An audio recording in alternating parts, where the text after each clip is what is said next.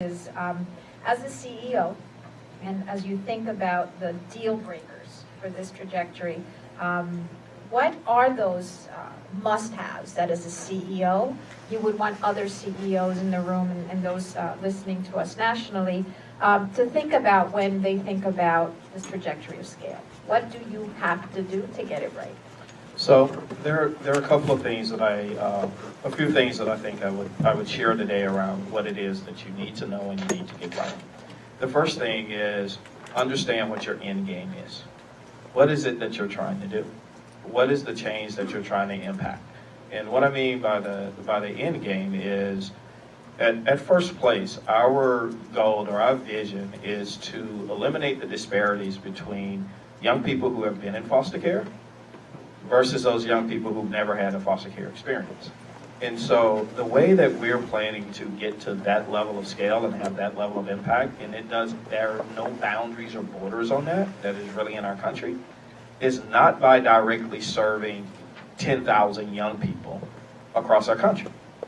We understand that our end game is the same end game that our founders came up with in the beginning. It is changing what creates and sustains the problem. And that is where you have the largest level of impact in our country. And so understanding what is your end game? What is it that you're aiming for? Are you trying to serve 100 more kids just to serve 100 more kids? Great for those young people, but that is not a strategy that you should consider if you're thinking about going to scale. It is understanding what your impact is. For those organizations that say, hey, we serve 750,000 kids. Well, there are also 14 million kids who need your services. So are you really at scale? And so I think understanding what the end game is before you actually attempt this, because it maybe isn't about 750,000 kids. It's about how do you get to 14 million. The other thing I think you really need to understand is how do you get the right people on the bus? And I'm going to start with all people. From a staff perspective, how do you ensure that you are hiring the right people? I remember, really clearly a conversation Andrew and I had in a coffee shop where we said, why do all of the people that we want to stay go, and all of the people that we want to go stay? What's that about? And we started to really dig into what that was about. And at the end of this journey, and I will say it was at a journey, we didn't solve it at the coffee shop. We actually probably solved it about a year or so later, after we decided to bring in a director of talent management. And what he helped us understand is that we were really good at hiring for skill, but not very good at hiring for culture. When you are growing, when you are changing, when you're continuing to innovate, that takes a special type of person to work in and throughout your organization. I love when people say they are a learning organization. But what does that really mean? That if you're learning, then you're consistently changing. You're consistently adapting. You're not making changes after every strategic plan. You're making changes after a month, after 3 months, because if you're really looking at the data, you should continually be reacting and adapting to that data. There's only one foundation that I know of. Their theory of what the data is supposed to show always comes out the same. We don't have enough money to do that. So we're continually changing, and that takes a special type of person, from your receptionist to the people at the highest level of your organization.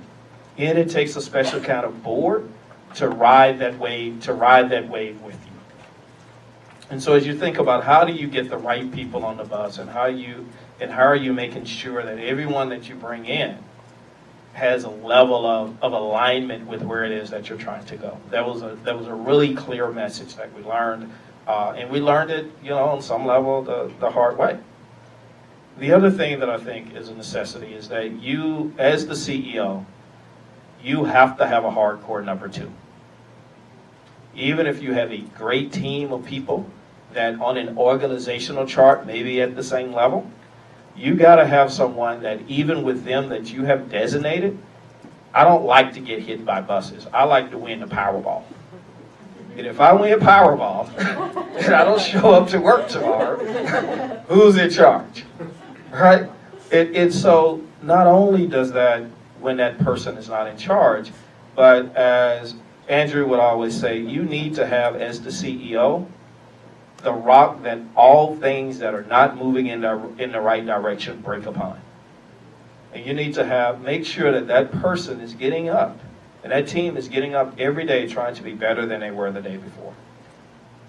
What that ultimately looks like in a working relationship is a very honest and open relationship. I hope I don't steal one of Andrew's points as being typical Andrew. He's jotted down most of what he's going to say. But Andrew would always say, I need to feed Sam and give him information on a slow drip. I can't give it to him all at once, because if he gives it to me all at once, I am not equipped to go out there and do what it is that I need to do, because I don't do sales. I give people opportunity. I give people opportunity to invest in an organization that invests in young people. And if I think the ship is not right or is not being ran right, I am going to be internally, because that is not an opportunity that I'm giving people. That's a sham. And you need someone who thinks that way and creates that way. And if you don't have that person or those people, then you shouldn't really consider this.